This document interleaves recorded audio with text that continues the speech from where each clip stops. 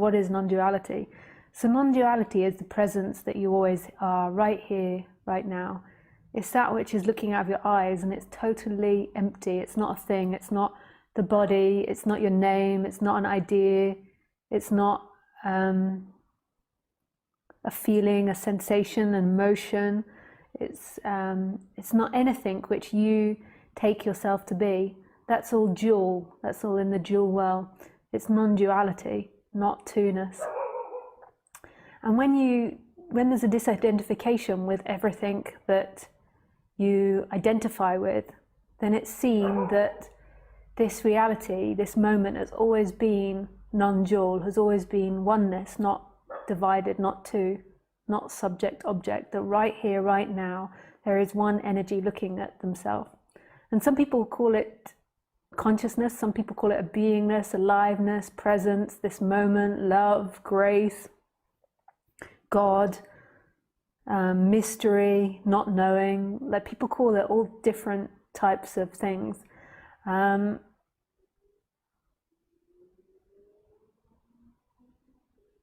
And then there's this whole teaching about what's prior to that, that nothing is prior to that, and some people call nothing and everything.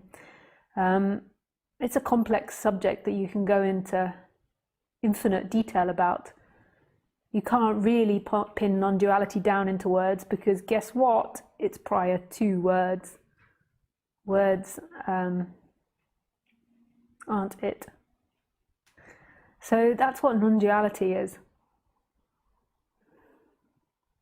But a lot of people, when they come to non-duality, what they're actually looking for is more peace in their life. And when they begin to listen to non-duality or the non-dual message, it feels more peaceful. Because it's nice to just not have to deal with the person's problems or the person's emotions, and to go into something that's more deeper than the person. So it's like a relief in a way, listening to non-duality. But what's happened in the person after many, many years of being identified with a name, a body, emotions, ideas, is something called seeking's arisen. And seeking to me is not the movement towards pleasure and the movement away from pain. That's a very natural occurrence that happens in the body. Seeking is when you believe that pleasure will bring you home. Pleasure will bring you non-duality. And it's not a conscious thing. It's not like you're walking around like, where is non-duality? I'm going after it. It's an unconscious thing, because once you identified, you felt like you lost something. So for an example, as a child, like when you were a child, you remember a freedom that's beyond you.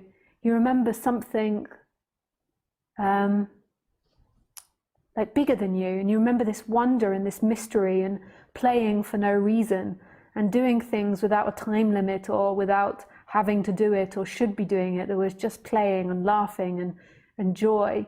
And there is a freedom for most people that's associated with childhood. And as they got older and older and older, life became harder and harder and harder and more stressful. And a lot of people can connect with that freedom that they felt in childhood. And the reason that that is because you had less identity. And when you had less identity, there was less seeking that arose. Like, you felt more free, you felt more connected to your true self.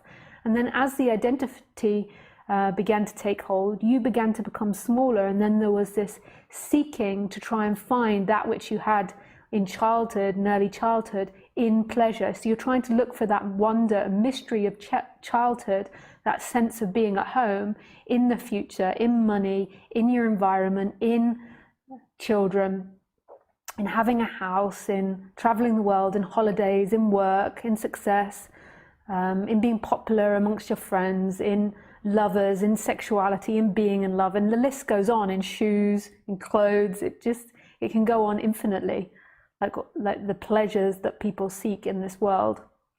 And it gets worse and worse and worse as you get older. That the seeking gets more and more intense. And then what happens, maybe when you're in your late 40s and 50s, there is some form of surrender that begins to happen. You begin to realize that you're never going to make it, that everything you do doesn't get you there. You don't ever arrive. And in some ways that can be quite a peaceful realization, but for some people that's what causes like the midlife crisis, or people to leave their whole current life, leave their husband, their kids, try something new, or leave their wife and kids and try something new, or have affairs.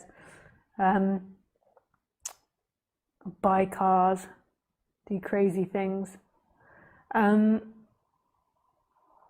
basically, what you've always been trying to do is get back to that which you were as a child.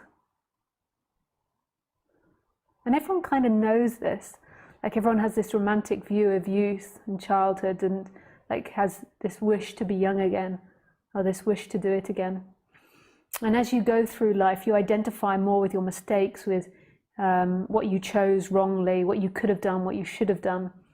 Whereas as a child, it was like a blank slate. But actually, your life is like a blank slate now.